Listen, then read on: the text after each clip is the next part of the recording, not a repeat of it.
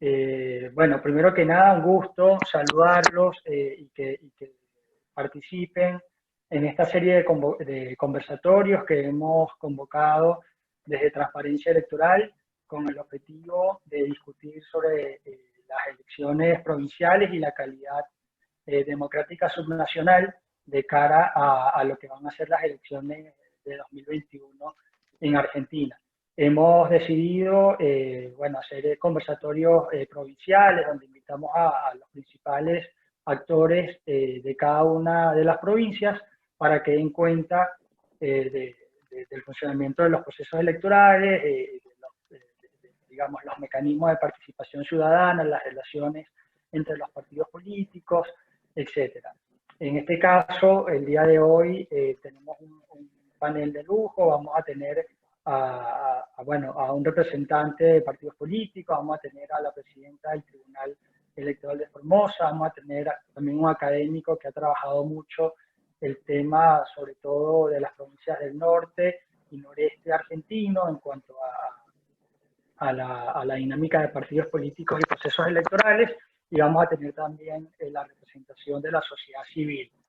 Pero antes de darles la introducción, quisiera habilitar a Leandro Querido, director ejecutivo de Transparencia Electoral, para que dé unas breves palabras antes de comenzar con los paneles. Hola Jesús, bueno, bienvenidas, bienvenidos. Muchas gracias a todos y a todas las panelistas y panelistas que decidieron participar de este evento. Como bien decía Jesús, Transparencia Electoral de América Latina, así se llama nuestra organización, se ocupa de lo que pasa en todo el continente, siguiendo el proceso electoral.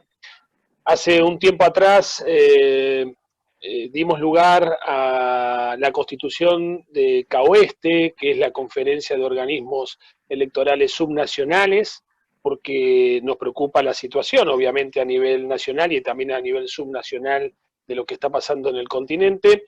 Y teniendo en cuenta que estamos en un periodo bastante particular relacionado con el COVID-19, vemos que muchos procesos electorales de la región han sido postergados, algunos de ellos se llevaron adelante en medio del COVID-19. Hay organismos como la OEA, que han desarrollado una serie de recomendaciones y protocolos para las elecciones bajo la pandemia. Y teniendo en cuenta toda esta situación bastante particular, decidimos empezar a trabajar también por distrito en la Argentina, es decir, las 23 provincias y la ciudad autónoma de Buenos Aires, empezar a trabajar en una suerte de conversatorios, convocar a mucha gente, partidos políticos, autoridades electorales, sociedad civil, para empezar a charlar, a discutir, a reflexionar acerca del proceso electoral 2021, ¿no?, que tenemos el año que viene. Se tratan en algunos casos de elecciones nacionales, pero también empezar a generar algún tipo de discusión acerca de la posibilidad de reformar o de llevar adelante algún tipo de propuesta para los sistemas electorales provinciales, ¿no? Sobre todo aportando toda nuestra experiencia, a ver si podemos lograr una mesa de diálogo tolerante, inclusivo, en donde, bueno, se puedan bosquejar algunos delineamientos de reformas propositivas que mejoren la competitividad electoral y las condiciones de integridad electoral. Hoy empezamos por Formosa, agradecerles entonces a todos los que van a participar y decirles que cuenten con nosotros. Esperemos que a partir de esta reunión se pueda constituir un espacio para discutir estas cuestiones, traer toda la experiencia internacional, volcarla en estas mesas de reflexión y de discusión, y esperemos entonces poder incidir en un proceso para mejorar los sistemas electorales y el ejercicio de los derechos políticos de los argentinos y de las argentinas. Gracias, Jesús, y escucho con atención. Gracias, Leandro. Bueno, después de esta breve introducción, le vamos a, bueno, primero paso para presentar el panel. Vamos a tener como representación académica a Sergio Valenzuela, que es magíster en partidos políticos por la Universidad de Córdoba y doctor en historia por la misma universidad. Es profesor adjunto de Ciencia Política y Opinión Pública en la Universidad de la Cuenca del Plata. Vamos a tener a la presidenta del Tribunal Electoral de Formosa, Verónica Hans, es abogada, magíster en Ciencias Políticas, integrante del Tribunal Electoral Permanente desde el año 2001. Como representación partidaria vamos a tener a Juan Amarilla, que es expresidente de la UCR en la provincia de Formosa, es ex concejal de la ciudad, ex apoderado y actualmente diputado provincial para el periodo 2019-2023. Y por último, representando a la sociedad civil, vamos a tener a Nilda Beatriz Patiño, profesora de Historia y secretaria general de los docentes autoconvocados. Como decía Leandro, la idea es tener una perspectiva plural de los procesos electorales y el funcionamiento democrático en cada provincia, y bueno, por eso quisimos convocar a un panel que tuviera estas características. Para empezar, me gustaría convocar a Sergio. Él nos va a hablar un poco del sistema electoral de Formosa. Recordarles solo que las exposiciones deberían ser de alrededor de 10 minutos, no más de eso, porque tenemos muchos expositores, y de última, las preguntas seguramente al final puedan nutrir alguna falencia que haya quedado en las exposiciones. Así que le doy la bienvenida a Sergio y te doy la palabra. Buenas tardes, ¿cómo están? ¿Se me escucha bien? Perfecto. Bueno, voy a tratar de hacer una breve caracterización, si bien yo no resido en Formosa, digamos, no vivo, estudio la región en general, trabajé mucho Formosa, Chaco y Misiones en particular, y yo me dedico a investigar justamente las reelecciones de los intendentes y de los gobernadores en toda la región, digamos, tomando un poco los partidos políticos, trabajando con los datos que agradezco, ya que hay miembros presentes de la justicia electoral que me ha proporcionado en cuanto ha tenido, y he tenido un buen trabajo, digamos, con las 4 o 5 provincias de la región.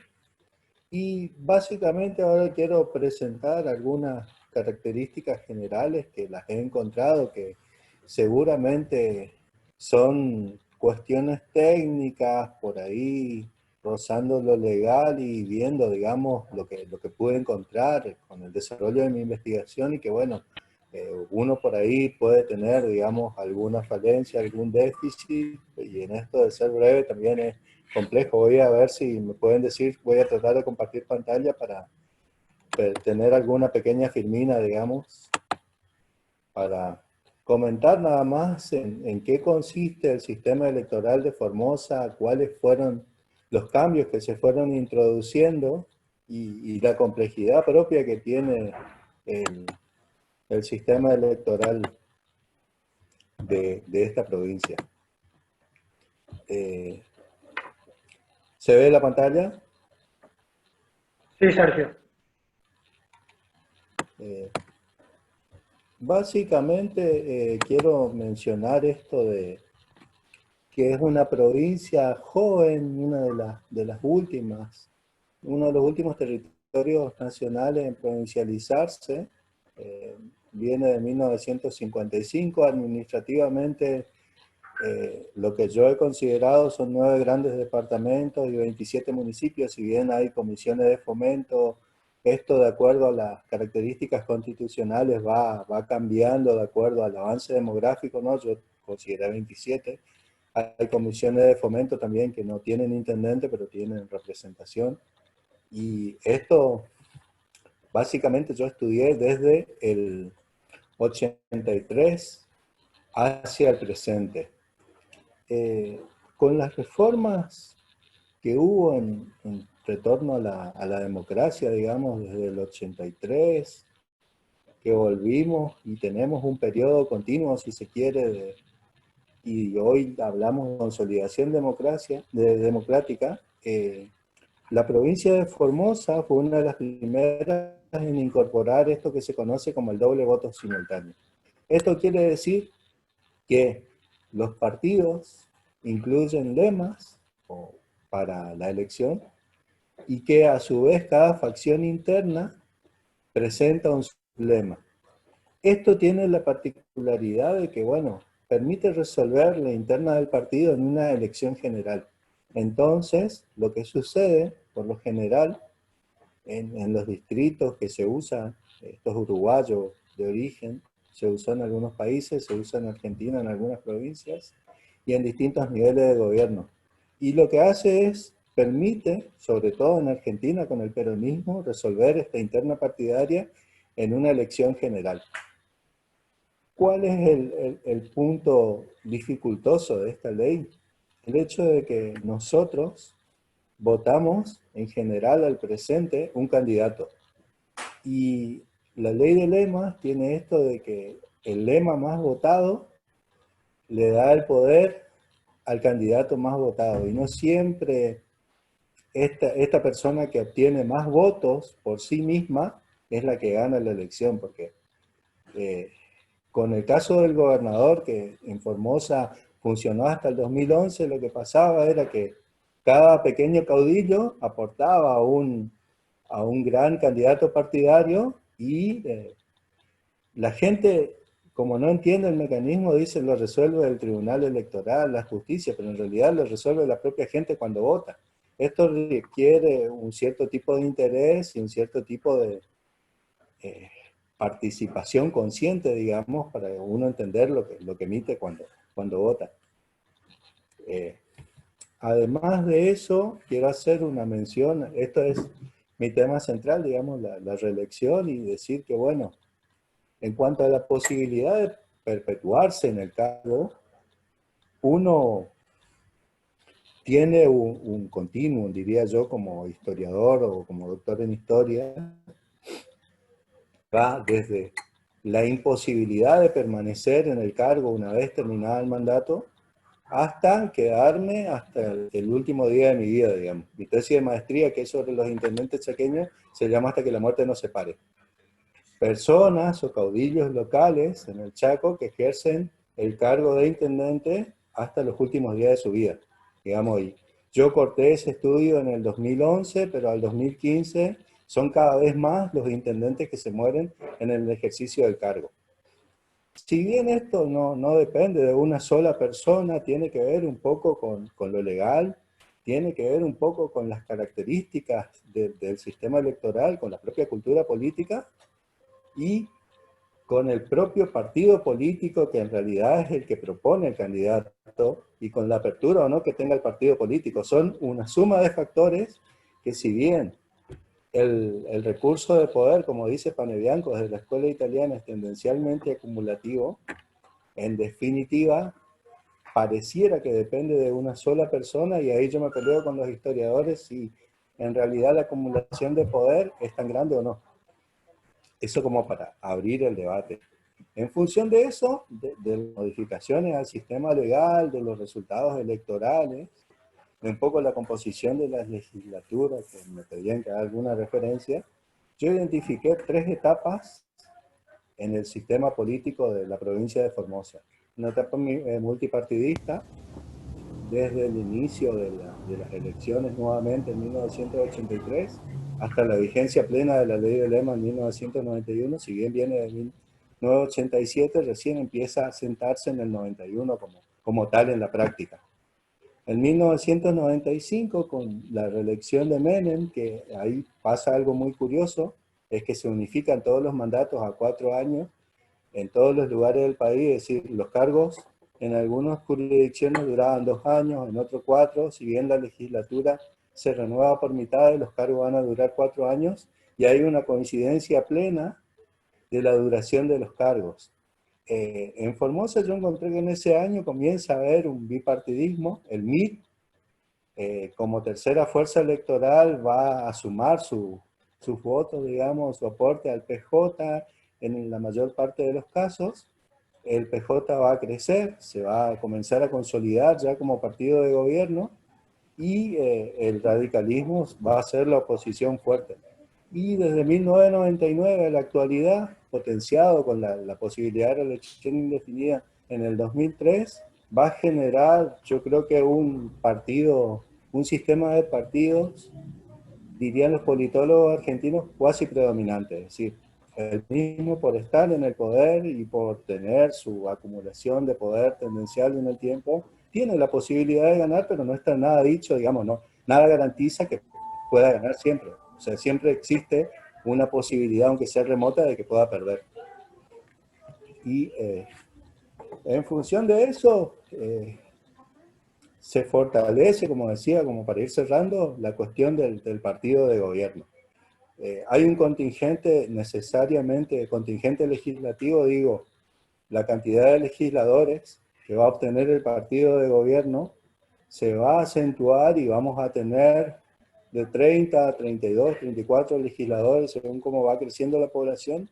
En general, 20 aproximadamente, un poco más a veces, van a ser del oficialismo. ¿Por qué? Porque cuando volvemos a la democracia, el PJ tenía 13 diputados, el MID tenía 8 y la UCR tenía 9. Cuando el MID hace este traspaso, digamos, esta alianza en algún momento con lo que era el Frente Justicialista Popular, se suma a las líneas del PJ, el MID pierde completamente su fuerza electoral y los diputados que de por sí podía contener el MID pasan automáticamente al PJ y se abre un panorama amplio donde necesariamente el PJ va a salir favorecido. En función de esto, la alternancia de la persona frente al cargo de gobernador, con la aprobación de la reelección, ya empieza a disminuir, y mucho más el principio republicano, si se quiere, se ve afectado con la reelección indefinida, porque si bien uno hace una ley pensando que alguna vez alguien la puede aprovechar, en este caso se aprovecha efectivamente esta posibilidad de reelección indefinida por este montón de factores que yo mencionaba, digamos, a grosso modo, y el gobernador se sienta. En función de eso, el Poder Legislativo va a tener alguna que otra rotación de nombre, va a haber ascenso y descenso en las carreras políticas, intendentes que van a ser diputados y después vuelven a sus intendencias, o que se retiran o que pasan a la esfera nacional, pero siempre va a ser mayoritariamente del partido de gobierno. Entonces, en función de eso, mucha gente cuestiona la institucionalidad. Mi posición personal es la siguiente. El peronismo siempre tuvo un piso electoral del 30%. Y si podemos hablar de redes clientelares y lo que se quiera hablar, en general uno acarrea un pequeño porcentaje electoral con eso, salvo situaciones muy excepcionales, digamos. No es que se pueda ganar tan fácil, también hay que hacer campaña, también hay que tener desarrollo, digamos. Y en este caso, teniendo el viento favorable de la ley, se consolida, digamos, y queda ahí, pero es una cuestión discutible, digamos. No está en mi espíritu entrar a pegar a un partido o al otro, pero viendo, digamos, que con la acumulación de recursos, la oposición se fue debilitando con el paso del tiempo. Medianamente esto es lo que yo tengo para plantear, atendiendo a las circunstancias que hay que hacer y demás. Por mí es todo. No sé si tienen preguntas o cuestiones. Sergio, muchísimas gracias. Muy clara la caracterización del sistema electoral de Formosa y bueno, también los efectos de la forma en la que está constituido. Con respecto a las preguntas, como decíamos en un principio, aquellos que quieran formular alguna lo pueden hacer a través del chat y al final de las exposiciones las vamos a estar atendiendo. Ahora quisiéramos darle el paso a Verónica Hans, a la presidenta del Tribunal Electoral de Formosa. La hemos convocado para que hable en este caso de lo que tiene que ver con el Tribunal Electoral, con la profesionalización del Tribunal Electoral y también con lo que tiene que ver con las medidas de bioseguridad que ya se están pensando para las elecciones del año que viene. Verónica, sé que es muy poco tiempo para tantos temas, pero apreciamos que puedan hacer una síntesis. Bienvenida. Bueno, muchas gracias. ¿Se escucha bien? Sí. Bien. Bueno, yo voy a compartir también una serie de filminas porque como me gusta hablar seguramente me voy a ir de tema. Entonces voy a compartir una serie de filminas con ustedes. Me van a avisar por favor si se ve. ¿Se ve? Sí, ya se está compartiendo. Ah, bien. Bueno.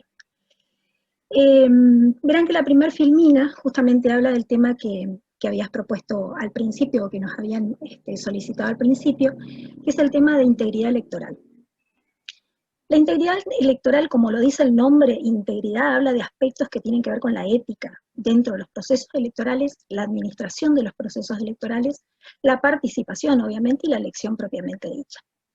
Yo voy a tomar la participación desde dos aristas o dos puntos de vista, que uno es la participación ciudadana y otro, un punto que tocó liminarmente el doctor, que me voy a permitir hacer una corrección cuando muestre el cuadro, que tiene que ver con la participación desde el punto de vista de las agrupaciones políticas o proposición u oferta electoral.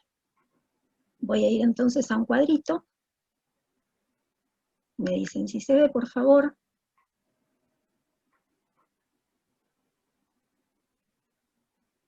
Bien. Este es un cuadro demostrativo de cómo han ido participando ambas caras de la participación. Por un lado la ciudadanía, por otro lado las agrupaciones políticas. Está dividido en tres bloques.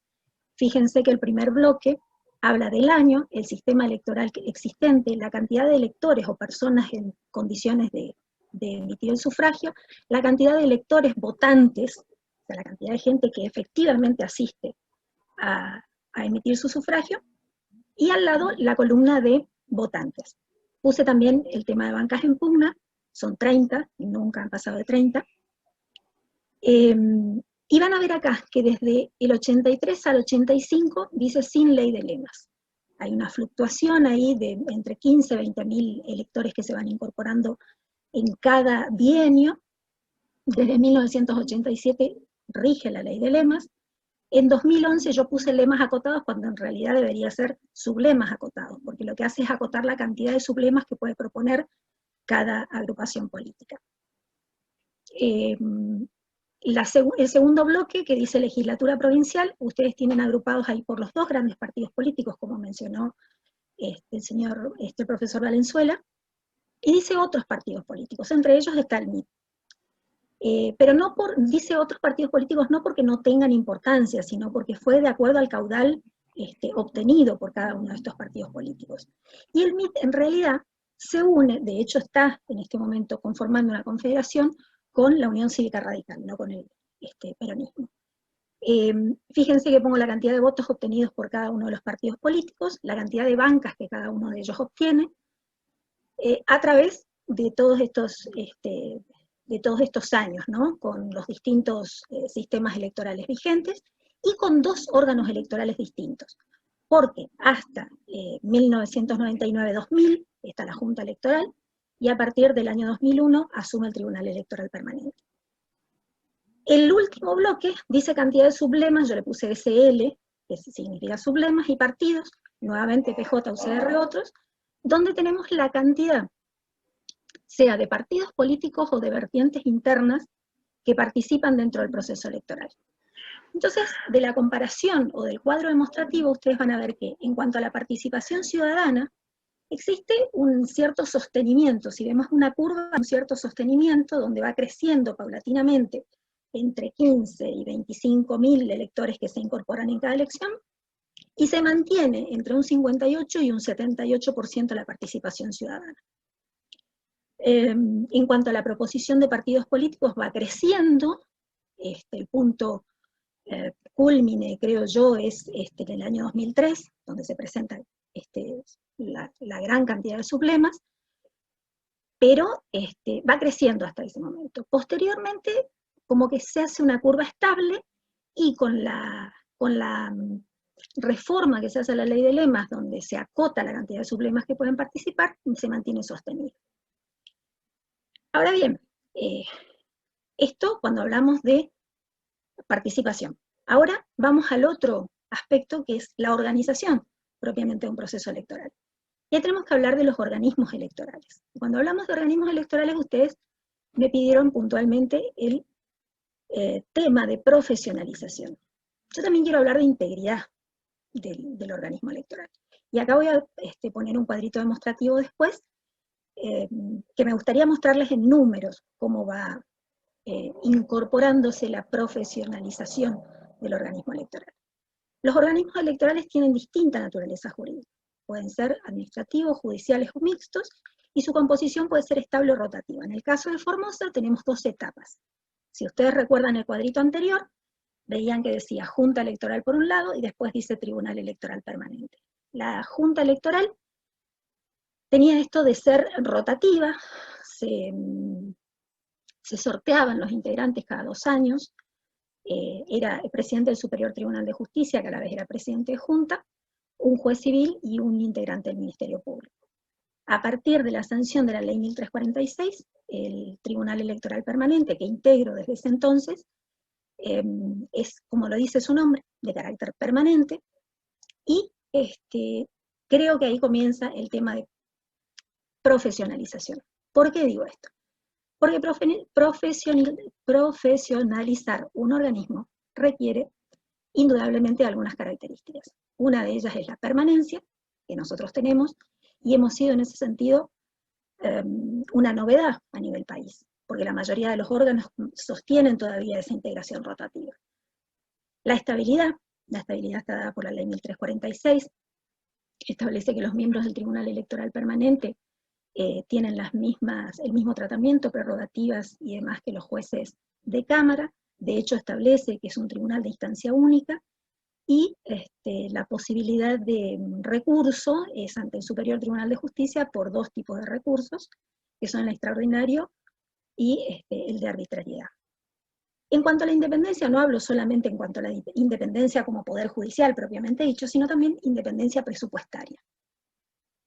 La independencia presupuestaria, como no somos un órgano extrapoder, porque integramos el Poder Judicial, obviamente que no vamos a hablar de un presupuesto propio del tribunal, pero sí una partida que permite la continuidad de las tareas a través del tiempo.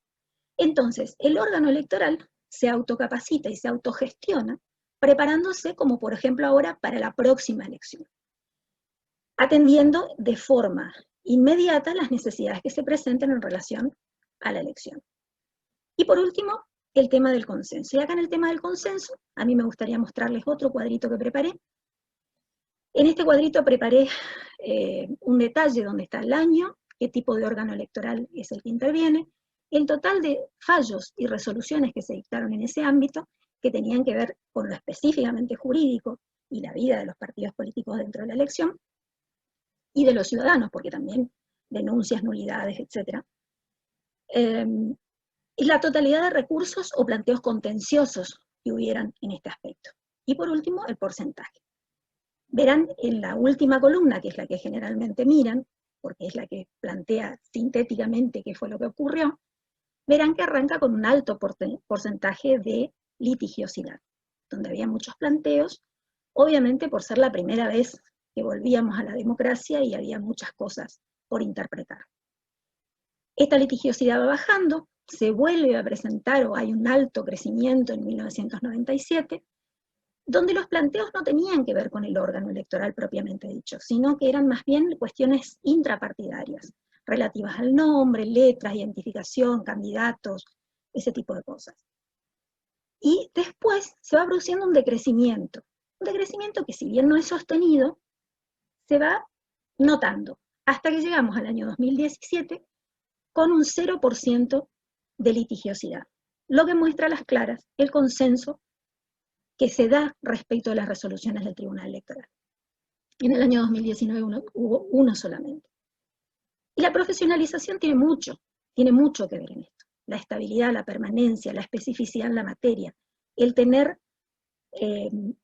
jurisdicción en el distrito completa, la competencia en las cuestiones electorales, el estudio específico de las cuestiones electorales, que pueden asimilarse en algunas cosas a otras ramas del derecho, pero también son absolutamente independientes en otras cosas.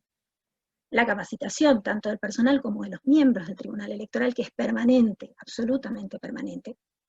Y creo que resume este cuadro cómo se ha ido dando esto de la profesionalización del organismo electoral.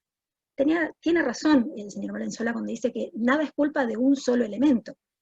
Yo no coincido con algunos aspectos de la exposición, pero tienen que ver con otras cuestiones. Porque nosotros cuando estamos hablando de la composición de la legislatura y estamos hablando de los sistemas electorales, permítanme decirles que no existe sistema electoral inocuo. Todos los sistemas electorales tienen una coyuntura de por medio. Y esa coyuntura política aprovecha a uno o a otro o a ambos. En este caso ustedes vieron la amplísima oferta electoral de parte de los dos partidos más grandes, que creo que el único que no lo ha hecho es el Partido Obrero, porque siempre ha ido como lema. Después todos los partidos políticos han hecho uso de esto. Sí es cierto, como dice el doctor, que permite solucionar internas a nivel público, pero de hecho también lo hacen otros sistemas electorales, como por ejemplo el vigente a nivel de nación. Es decir, no estamos ante ninguna novedad. La única diferencia es que este tiene nombre de lemas y el otro no.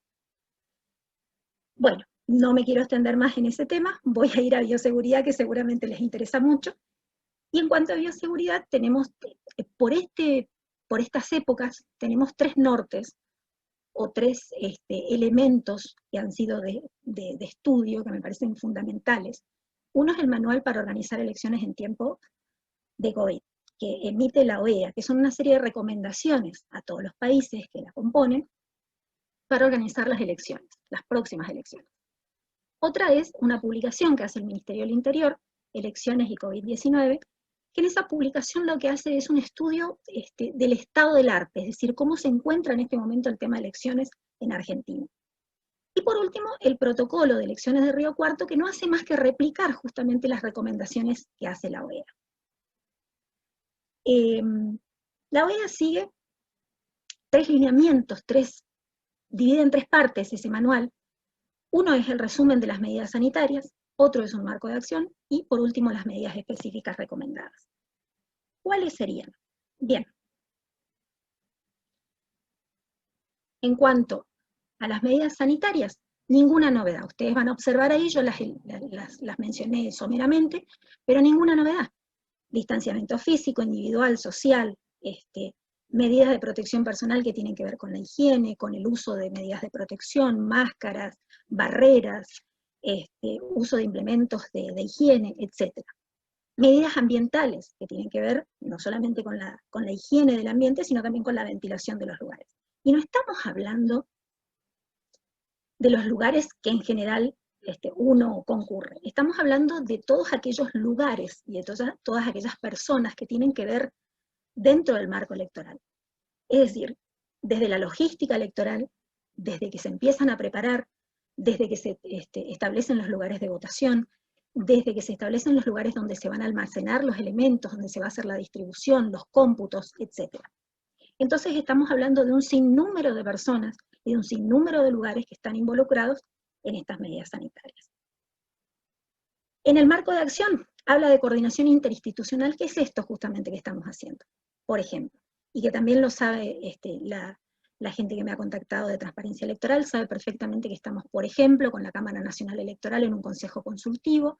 Esto se está haciendo de modo permanente porque cada uno de los jueces electorales de los distintos distritos podemos aportar este conocimiento del campo y de las posibilidades que tenemos para poder mejorar la organización de las elecciones. Máxime cuando a veces las elecciones se hacen en forma de simultaneidad de elecciones, se hacen como elecciones generales. En cuanto a la participación de los actores en el proceso, es incorporar también a los partidos políticos, ONG, veedores internacionales, etcétera, en esto, justamente en esta dinámica del proceso electoral. Transparencia y comunicación permanente, bueno, yo creo que esa ha sido una impronta que ha tenido el Tribunal Electoral Permanente desde el momento que se constituye, justamente la información y justamente la comunicación permanente. Tanto así que puede dar cuenta, por ejemplo, Amarilla, que él ha estado muchas veces trabajando en el Tribunal Electoral desde su partido político, que la comunicación es permanente, es informal, se buscan siempre medios de solución de conflictos, se trata de pacificar siempre que hay ánimos extremos en un determinado momento electoral. Y obviamente el respeto al Estado de Derecho. ¿Qué tiene que ver esto del respeto al Estado de Derecho? Que seguramente pasará, como en el caso de Río Cuarto. Tenía previsto elecciones para la primera parte de este año, viene esto de la pandemia, suspende las elecciones, pero no lo hace en forma indefinida. Siguiendo las recomendaciones que hace la OEA, lo hace dentro de un tiempo establecido. De hecho, se van a celebrar ahora próximamente en septiembre, y para eso fue el protocolo que dictaron. Y por último, bueno, no por último porque tenemos un temita más, pero no sé si da el tiempo, las medidas específicas que tienen que ver con la organización electoral, uso de tecnología.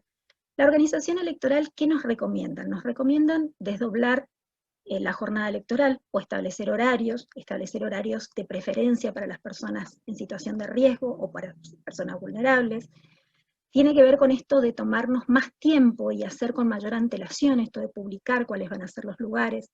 Nos recomiendan ampliar la cantidad de lugares que se van a destinar a la votación. Nos recomiendan cartelería, nos recomiendan señalización. Nos recomiendan, entre otras medidas, por ejemplo, que la entrada sea una y la salida otra para que no se produzca acumulación de personas. Es decir, nada novedoso. Las mismas medidas que estamos aplicando en otros aspectos nos pide que las apliquemos en el contexto electoral. El uso de la tecnología, sobre todo para la etapa preparatoria. Entonces, con eso nosotros, ¿qué hacemos?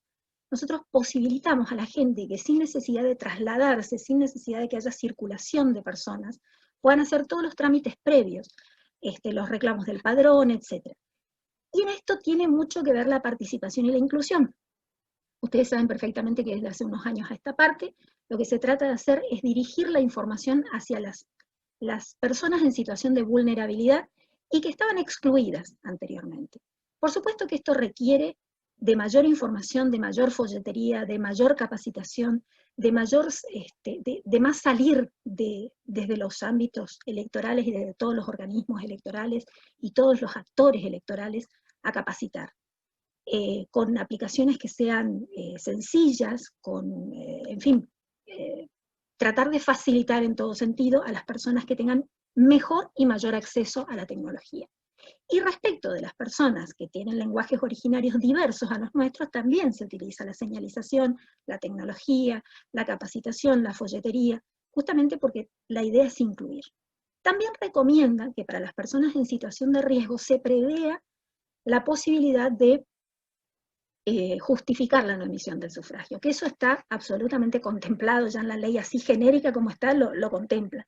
Basta justamente la certificación médica que así lo dé.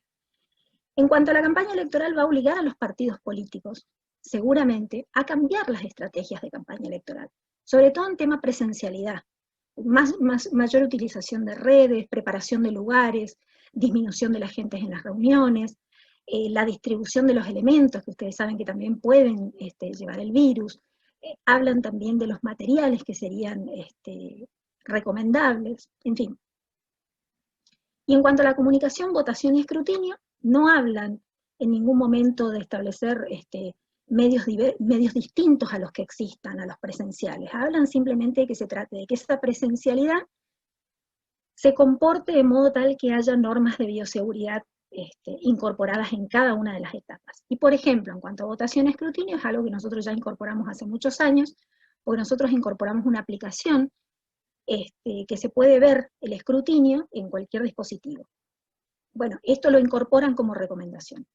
Así que creo que nosotros cumplimos acabadamente con las normas de bioseguridad. Seguramente tendremos que incorporar otras cosas, como por ejemplo barreras, uso de máscaras, uso de elementos químicos, mayor higiene en los lugares, garantizar que exista la posibilidad del agua, seguramente los kits sanitarios para cada uno de los funcionarios electorales que va a tener que intervenir en las distintas etapas, pero creo que nos encontramos en condiciones de prever estas mismas situaciones y establecer un protocolo de bioseguridad conjuntamente con otros organismos electorales, como por ejemplo los que mencioné.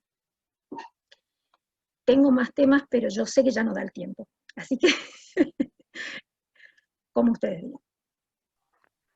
Verónica, muchísimas gracias. Muy interesante, muy completo. Y como tú decías, el tema que tiene que ver con las medidas para la elección del año que viene son muy importantes. Algunas de las que decías son bastante novedosas y seguramente en las preguntas vamos a volver con eso. Ahora vamos a darle el paso a Perdón, voy Juan a sacar Amarillo. la... ¿Sí? Sí, voy por favor. a dejar de compartir, perdón, Perfecto, no te preocupes. Bueno, Así vamos a no darle el molesto. paso, Bien. mientras Verónica sabe, ahí ya salió la pantalla compartida, le damos el paso a Juan Amarilla, quien, como dijimos en la introducción, es actual diputado provincial por la UCR para el periodo 2019-2023. Bienvenido, Juan.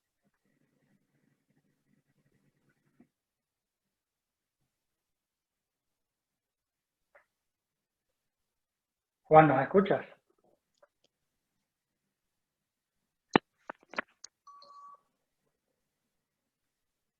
Tiene Parece que no inhabilitado el está. micrófono, perdón. A ver. ¿Ahí me escuchan? Ahora sí, Juan, Bueno, ahora bienvenido. sí. Bueno, muy buenas tardes a todos.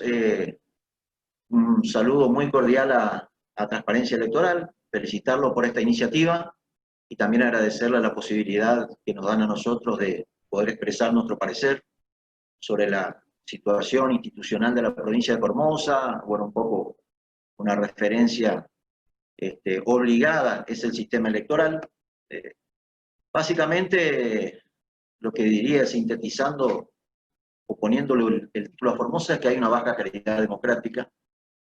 El Poder Ejecutivo de Formosa, el que está creciendo el cargo del Poder Ejecutivo del gobernador, está en su 7º mandato. Y claramente eso ya señala todo un problema, ¿no? Muy pocos son los que puedan decir de que han cumplido 7 periodos de mandato. Pero hay un conjunto de factores que sin lugar a dudas contribuyen a que esto sea así, en donde de antemano digo que hay seguramente errores propios nuestros, de los partidos políticos, que hay que asumirlo como una autocrítica, como tal, por no haber hecho lo necesario para generar las condiciones que permitan crear una alternativa superadora en Formosa. Para darle un panorama, lo que le diría es que hay una fuerte influencia del Poder Ejecutivo en el Poder Judicial. Prácticamente todos los que integran el Poder Judicial y los demás funcionarios fueron designados por la actual administración. Algunos de ellos seriamente cuestionados en su momento, en el proceso de designación. Igualmente se avanzó, es decir, en ese sentido hay bajas posibilidades de consensuar, y más allá de todo, lo que se pueda discutir desde la implementación del Consejo de la Magistratura, lo cierto es que hemos tenido algunos inconvenientes. Y en este sentido también, a mí me gusta ser muy sincero respecto a las cosas. Hay que decir que en la última sesión de la Cámara de Diputados votamos en forma conjunta el 90% de los jueces. En este sentido se mejoró un poco la calidad de quienes han sido seleccionados como futuros jueces. Tribunal de Familia, etc. Y hay pruebas en este sentido de que el Poder Judicial recibe una influencia muy fuerte del Ejecutivo. Basta con mencionar que las denuncias que se han hecho por delitos de corrupción acá directamente son desestimados, son archivados, y algunos fallos también que son seriamente cuestionables, que después, si hay tiempo, me voy a referir. El Poder Legislativo, el poder que yo integro, también es uno de los poderes que tiene muchos problemas. Lo he manifestado siendo dirigente político, concejal o ahora como diputado, de que nuestro Poder Legislativo no aprueba sus propios proyectos, de los proyectos que vienen de sus integrantes. Solamente aprueban los proyectos de leyes que vienen del Poder Ejecutivo, lo cual me parece que negarse uno mismo sus propias facultades me parece una barbaridad. Y digo de todo porque hay proyectos muy buenos también de diputados justicialistas que no reciben tratamiento ni en las comisiones ni tampoco en las sesiones.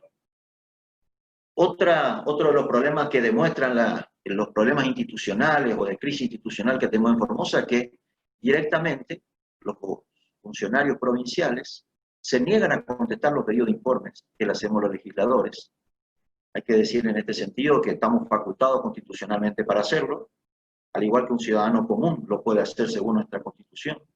Sin embargo, sistemáticamente y sin dar motivos se niegan, y uno termina a veces, aclaro, obteniendo un fallo judicial que los obliga a contestar, y este informe normalmente llega tarde. Normalmente, por lo tanto, muchas veces ya no son útiles. Por otra parte, hay institutos que están previstos en nuestra Constitución o en las leyes, que están intervenidos indefinidamente. Basta con mencionar al IAS, que se encarga de las apuestas en la provincia de Formosa, el IPB, que es el Instituto Provincial de la Vivienda, y el IACEP, que es la obra social de los empleados públicos.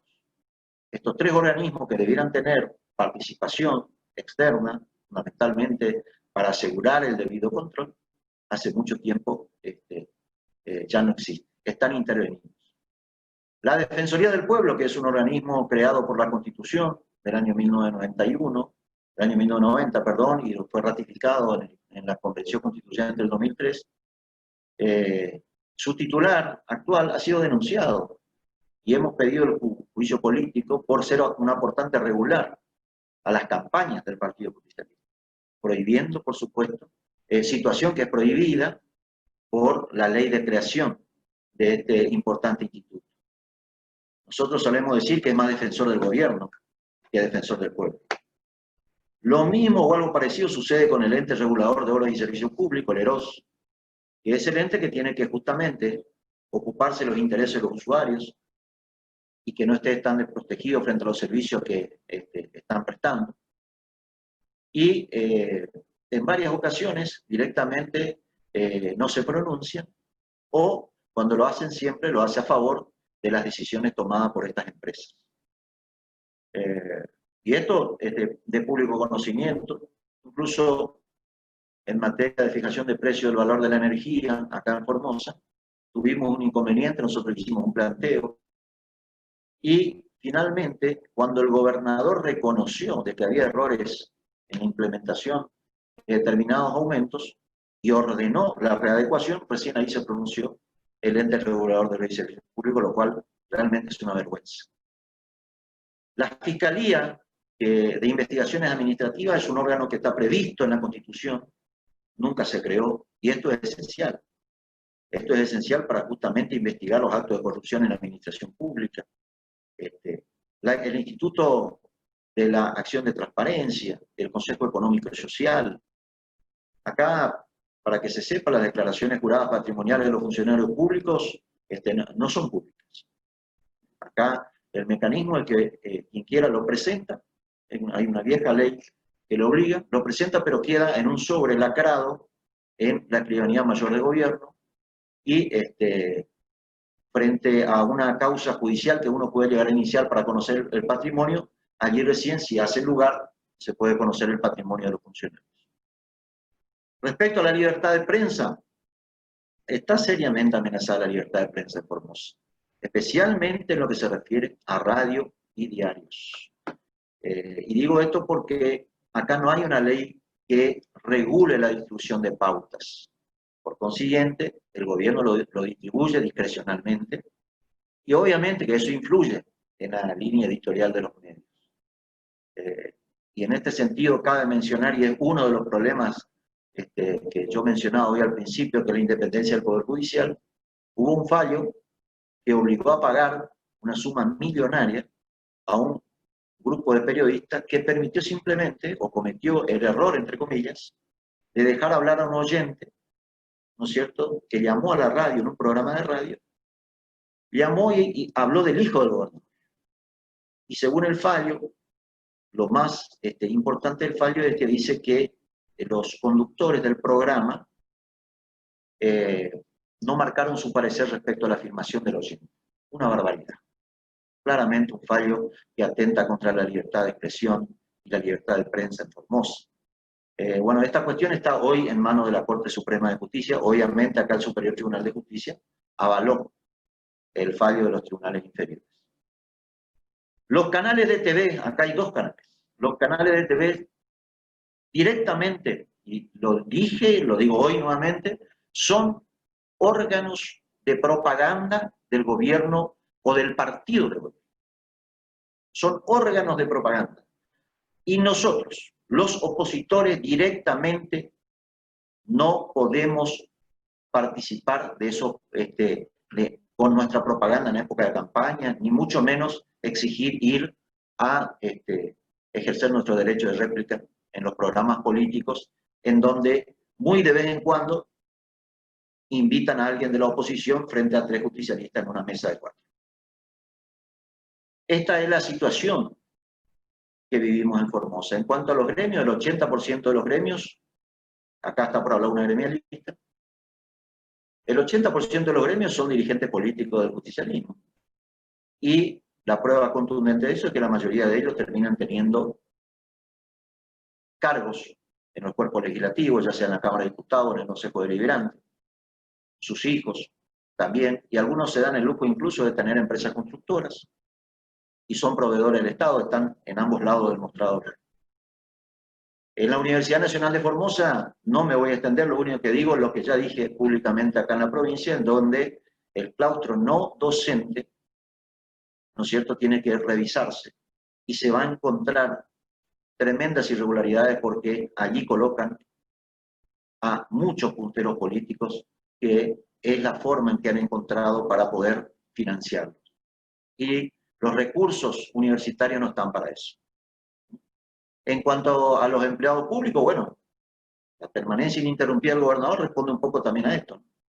Hay un exacerbado clientelismo en la provincia de Formosa. Entre empleados públicos provinciales, empleados públicos municipales, monotributistas, estamos hablando de 110, 120 mil personas. Y todavía no estamos hablando de los planes sociales, que hay nacionales, pero también hay provinciales.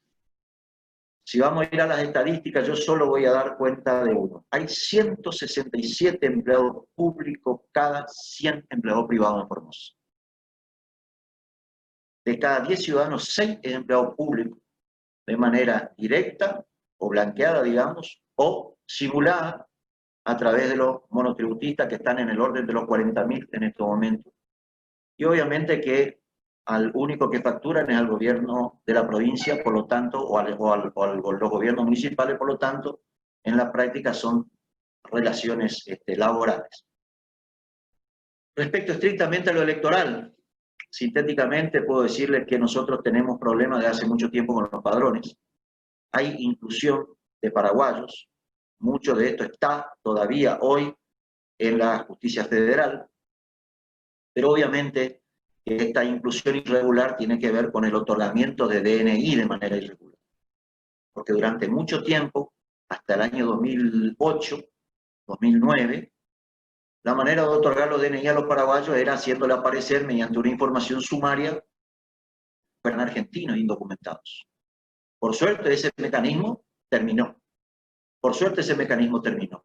Pero se siguen inscribiendo un montón de paraguayos y es una situación que se tiene que verificar por lo menos a la hora de conformar, de ver cómo votan. Porque terminan votando cargos locales que no debieran votar, debieran hacerlo en la Embajada del Paraguay y votar cargos nacionales como establece la ley electoral. Hay cambios de domicilio fraudulento que terminan torciendo la voluntad de los municipios, y esto no solamente lo decimos nosotros, lo dicen dirigentes del propio justicialismo que denuncian la inmensa cantidad de colectivos que llegan desde todos los rincones, y obviamente son personas que son desconocidas en la práctica. De modo tal de que de esa manera también hoy se puede decir de que distorsionan la voluntad popular en cada municipio, y en definitiva hay una clara distorsión de lo que implica elegir, el sentido de elegir gobiernos locales. Todo el aparato del Estado está a disposición del partido de gobierno, vale de combustible, camionetas, lo que se imagina. Tomaron ahora la mala costumbre de que directamente las camionetas no les ponen más los carteles identificatorios, entonces de esa manera pasan desapercibidos. No están reglamentadas las campañas electorales, a propósito que acá se hablaba recién sobre las campañas. Hay en este sentido una deuda pendiente de la clase política, y la ley de lemas contribuye a todo esto. En este sentido, y a los efectos de respetar el tiempo, solo quiero decir de que desde la reforma del año 2011, que acá se fue mencionado, se ha consagrado la desigualdad electoral a nivel de participación, porque se establece la cantidad de sublema en función de la cantidad de afiliados de cada partido político, con lo cual el justicialismo con todos sus partidos aliados, en la última elección llegan a 54 y la oposición con todos sus aliados podemos llegar a 17, 19. vale decir que en el cuarto oscuro hay una inundación de boletas azules y unas pocas que representan a la oposición. Esto es una cuestión que en algún momento tendría que revisarse. Los males que trae la ley de lemas, acá se ha hablado en exceso. Me parece, comparto gran parte de ella, ¿no es cierto? Señalé recién eso, concuerdo con que distorsiona la voluntad popular porque consagra finalmente como gobernantes a personas que pueden en la práctica no ser los más votados, porque fueron beneficiados por la transferencia, que es uno de los problemas que tiene la ley de lemas. Yo me ofrezco un día para hablar exclusivamente de la ley de lemas. Tengo trabajos hechos en ese sentido. ¿Cómo salimos de esto? Bueno, investigar los otorgamientos de DNI, pero con un gobierno nacional que esté dispuesto a llegar hasta las últimas consecuencias. Y digo esto porque ni siquiera nuestro gobierno fue capaz de adoptar las medidas que nosotros hemos pedido para avanzar en este sentido y tener un padrón transparente en Formosa. Derogar la ley de lemas por un sistema electoral que sea democrático, que sea producto del consenso. En este sentido, rescato lo que se dijo acá inicialmente, que tiene que ver con una mesa de diálogo. Tal vez me vino en la memoria la mesa de diálogo que se hizo en Santa Fe, que fue el punto de partida para tener un sistema electoral más justo. Y, lógicamente, terminar con las reelecciones indefinidas para todos los cargos. Me parece que este es el camino para volver a pensar en una Formosa que se encarrile en el camino de la institucionalidad. Y obviamente, ¿no es cierto?, democratizar todos los organismos de la Constitución y crear aquellos que todavía no han sido creados. Muchas gracias. Muchas gracias, Juan, muy completo. Bueno, era importante también para nosotros en este foro tener a la representación política, justamente para que diera cuenta de cómo se desarrollan los procesos electorales y sobre todo el tema de la calidad institucional y de la calidad democrática. En un momento mencionabas el tema de los gremios y como tú dijiste, bueno, vamos a tener a continuación la exposición de Nilda Beatriz Patiño para que nos dé cuenta de eso. Nilda es profesora de Historia y secretaria general de los docentes autoconvocados. Bienvenida, Nilda. Hola, ¿se escucha? Sí. Bueno, la verdad que agradecerle por esta posibilidad. Son cosas que uno acumula y que quiere hablar y a veces no existe el ámbito para poder hacerlo, entonces agradezco esto. Soy profesora en Historia, como dijiste en mi presentación, entonces es imposible que yo no haga historia. Nosotros somos una organización que nace en el 2001 sin pretender ser gremio, sino por un reclamo puntual, que era la demora en el pago del incentivo docente, de una asamblea autoconvocada, de ahí nuestro nombre, y frente a la descalificación de lo que éramos como organización espontánea, se votó que hiciéramos los trámites para hacer un gremio, y así nacimos formalmente bajo la resolución del Ministerio de Trabajo en octubre del 2001. A partir de allí nosotros hicimos un largo camino. Hoy tenemos ya la mayoría de edad, con muchas dificultades. En el primer momento se nos negó la licencia gremial. Pudimos acceder a la licencia gremial después de haber agotado toda la instancia administrativa que exige el Poder Judicial para dar curso a un amparo, y recién con la presentación de un amparo, hace aproximadamente 7 años, logramos tener licencia gremial. Antes subsistimos dando clase y atendiendo al gremio en nuestros tiempos libres. Obviamente yo coincido en la caracterización de que el oficialismo no te la hace fácil, pero nosotros también, y a lo mejor de puro docentes que somos, creemos que el camino está por fortalecer la ciudadanía, por lograr construir mayor ciudadanía. Es lo que pretendemos, creo que cada uno de nosotros en el aula, y lo que hacemos como docentes, porque el alumno no solo aprende lo que se le dice, sino fundamentalmente lo que ve. En este momento, atravesados por la pandemia, nuestra provincia es una de las que decidió volver a la presencialidad, y vuelve a la presencialidad precisamente en las zonas más alejadas, de mayor vulnerabilidad, con carencias importantes como es el agua, y con compañeras y compañeros totalmente presionados de que si no van a trabajar se les descontará el salario o pueden perder su empleo.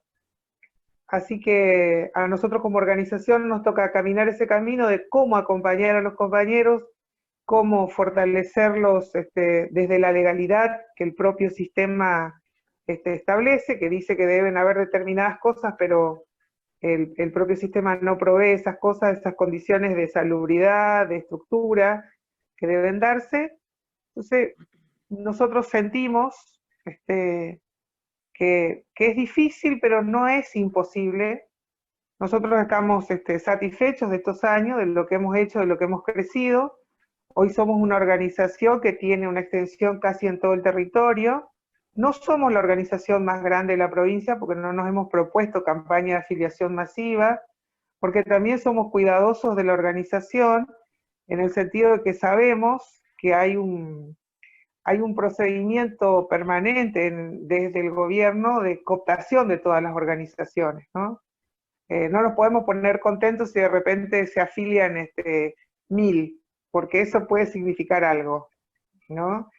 Lo hemos aprendido. Nosotros tuvimos una crisis muy importante hace 10 años, donde se metió un grupo para trabar las elecciones, y creo que iban precisamente a poder ofrecerle al gobierno el único gremio, o uno de los únicos gremios que ellos llaman amigos, cuando nosotros entendemos que un gremio no tiene que ser ni amigo ni enemigo, tiene que cumplir su función, y seguramente en su práctica algunas veces no será agradable al patrón, y en otras puede que acuerden, ¿no?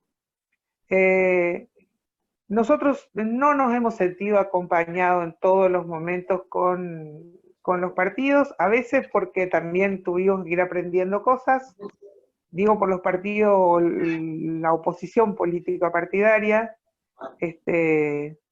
porque también hay mucho recelo. Esto que decían ustedes de las internas que se dirimen con la ley del lema es cierto. Nosotros hemos sentido que ponemos en la calle cada vez que marchamos, que vamos a casa de gobierno, que hacemos una medida de fuerza, un enorme caudal humano que no se capitaliza tampoco desde la oposición política. Y el gobierno nos castiga duramente porque a veces en algunos lugares nosotros terminamos siendo, o en un punto, la oposición política, sin ser un partido político. Digo que nosotros también fuimos aprendiendo porque en las primeras marchas, si aparecía algún dirigente político partidario, las compañeras lo echaban, no querían saber nada. Bueno, fue una discusión bastante grande, que entendieran de que cada uno desde su lugar aporta a la construcción y todo lo demás, ¿no? Eso nos llevó bastante tiempo. ¿Qué sentimos nosotros? Esto que decía Amarilla, que es cierto que no hay número posible para sentar a lo mejor al ministro de Educación hoy y que él dé cuenta de por qué se vuelve al aula sin las condiciones. Nosotros creemos que deben hacer mayores esfuerzos, y coincido con él que gran parte de las cosas también la oposición tiene que hacer el mea culpa, porque yo creo que nosotros si partiéramos de esa cuestión de que no nos dan los números, no haríamos nada como gremio, ¿no? Y yo creo que si la oposición plantea, estamos llamando al ministro, el ministro no viene, o sea, hacer una campaña, hoy hay un montón de elementos y de posibilidades, por lo menos hacerle pagar algún costo político por esta forma de darse vuelta y no dar respuestas, ¿no? Nosotros decimos que al revés, para nosotros exponernos como autoconvocado, obviamente el que se dice autoconvocado en una escuela tiene que ser el mejor empleado. O sea, el autoconvocado no tiene a esos premios que hacen algunos directores, bueno, hoy no te consigno la falta, no te descuento el presentismo, o sea, eso no. Pero esto de que te sancionen por ser autoconvocado, nosotros decimos que no, a nosotros no nos pasa eso, estaríamos mintiendo. Sí, nosotros estamos tratando de construir, decíamos, mayor participación, haciendo las elecciones de delegado que establece la ley, declarándolos ante el Ministerio de Trabajo, y demás. Sí, una cosita nada más. Nosotros lo que decimos es que en Formosa no hay costumbre de diálogo con la sociedad civil. Nosotros jamás, en muy pocas oportunidades, nos hemos reunido con las autoridades. Hemos participado como gremio en la elección constituyente del 2003, que decía hoy la doctora que hubo una gran participación precisamente porque se planteaba la reforma de la jubilación docente. No hay posibilidad de que nosotros planteemos nada. No logramos, por ejemplo, que se trate la ley de licencia por violencia de género. Y ojalá, yo la escuchaba a la doctora, gracias al COVID, capaz que se pudieran limitar los sublemas.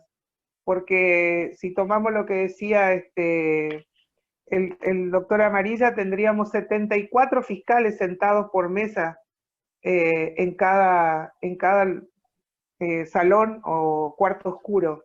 Así que ojalá, a lo mejor lo bueno de la pandemia será que siguiendo las indicaciones de la OEA, por lo menos por eso se limite la cantidad de sublemas. Bueno, hay muchas cosas para decir, pero creo que se me acabó el tiempo.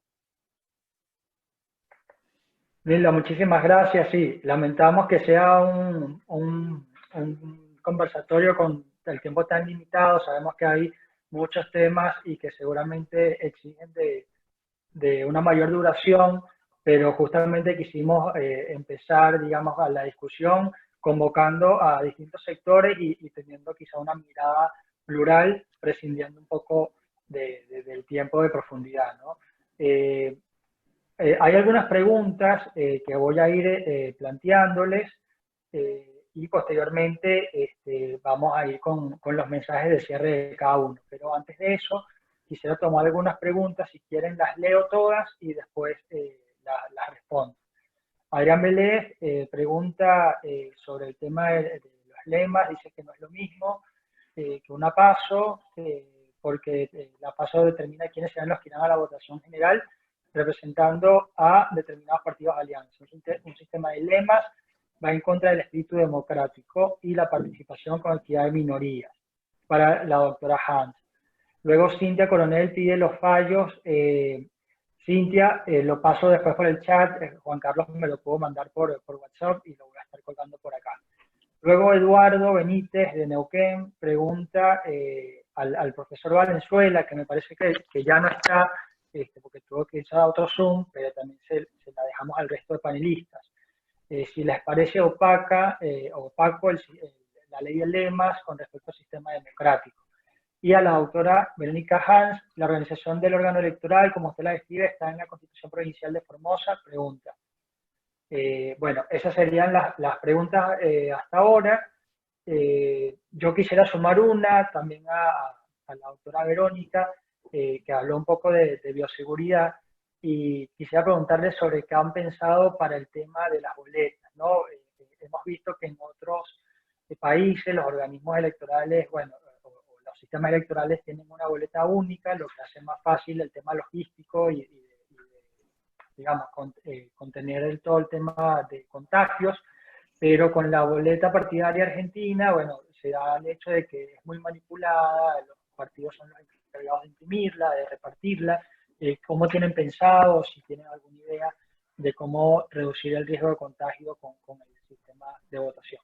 Pero les dejo las preguntas, respóndanlas como les parezcan y después vamos con el cierre. Bueno, si quieren contesto la primera pregunta. En realidad yo no dije que son una misma cosa, son distintos sistemas. Lo que dije es que las internas partidarias se dirimen en una elección pública, que trasciende al propio partido político. Eso es lo que dije. Que no se confunda tampoco, yo no es que soy ni detractora ni defensora de la ley de lemas, es el elemento electoral que nosotros tenemos y usamos, y dentro de ese marco de legalidad es lo que tenemos que nosotros administrar en lo electoral. Creo que acá se trataron temas que exceden lo que específicamente es la integridad electoral, y creo que habla más de cuestiones de integridad institucional y democrática.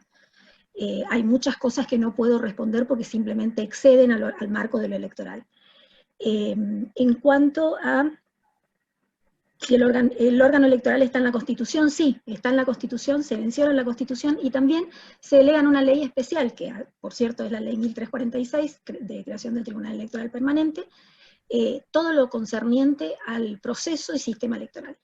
También quiero decir que los órganos electorales de carácter permanente, como ha sido Formosa, y que fue una novedad a nivel país, es una de las cosas que se persigue, no solamente desde las otras provincias, desde los órganos electorales que integramos el Foro Federal de Organismos Electorales, justamente por esto que nos posibilita la profesionalización. Y fíjense que si tienen muchas o pocas cuestiones o cuestionamientos a traer, ninguno respecto del órgano electoral, que creo que se ha comportado sumamente, de hecho están los números, que creo que ahí se responde todo lo concerniente a la litigiosidad. En cuanto al diálogo, por supuesto que el diálogo es el camino, ninguna duda, el diálogo es el camino.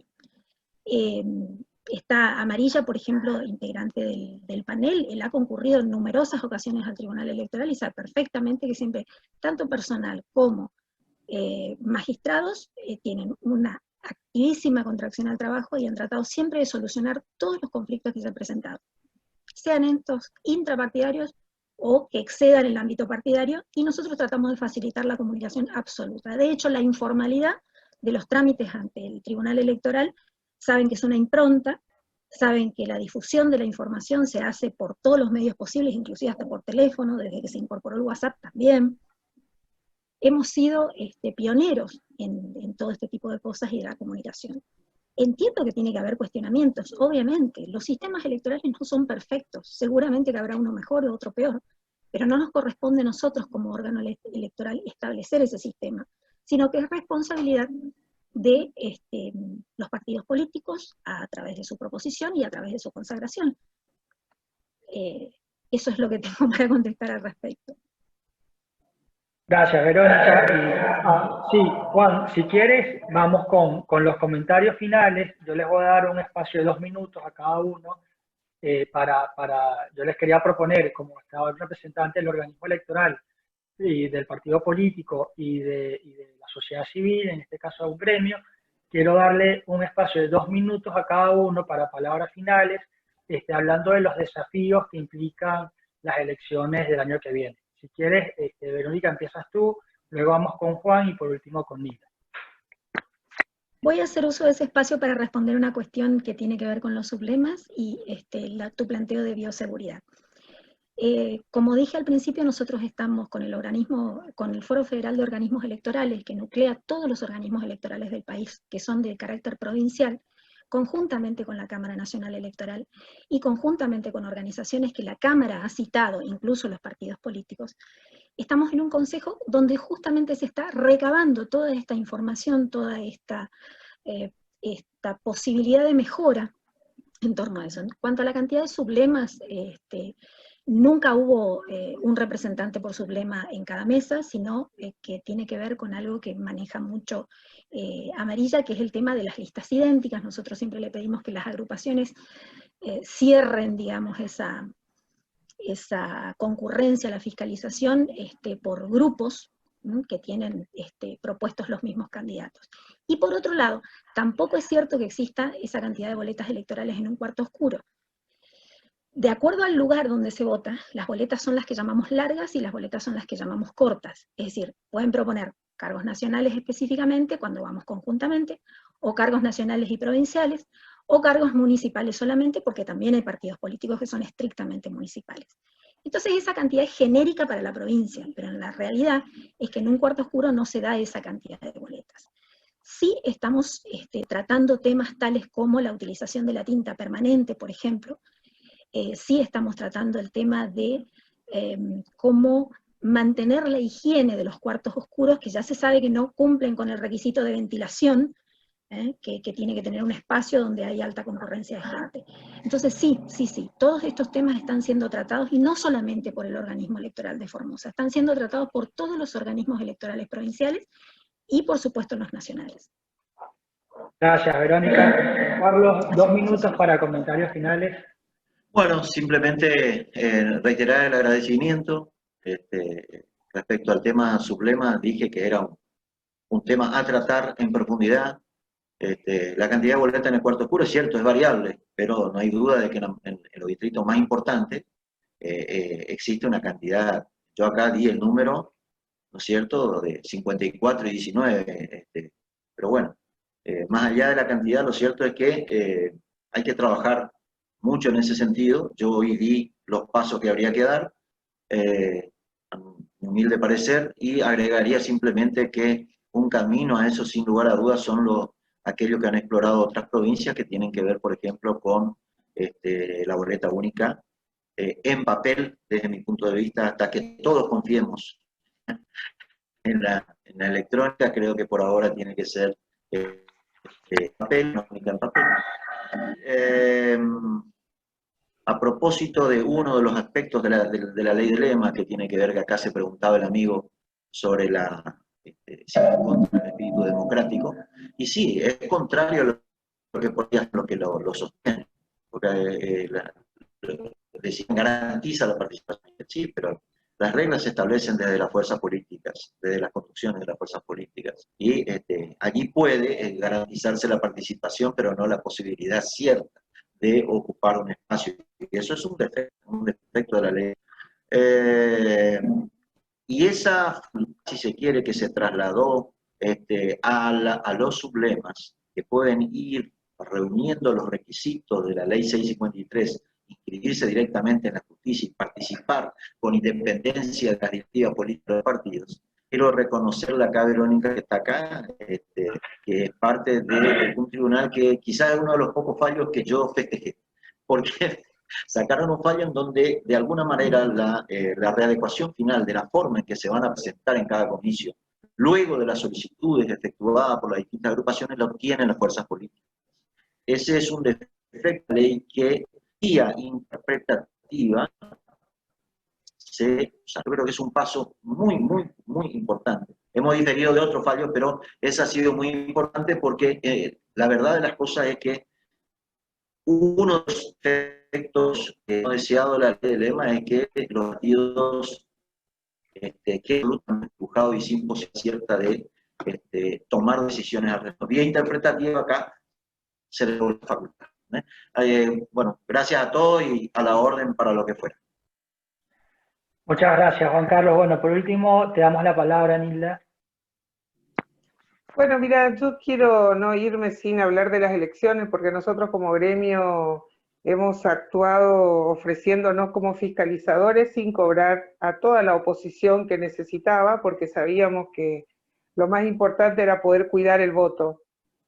No importa si no nos gusta quién gana, pero que se respete el voto de quien emitió. Y en ese sentido hablo de la ley de lemas, porque aquella oportunidad que resultó electa la presidenta Cristina Fernández de Kirchner, ninguna de nosotras, de las maestras, hoy muchas de ellas jubiladas, olvida lo que fue esa noche de desazón, porque no sabíamos cómo contar con esa ley de lema, nos faltaban pizarrón para rayar.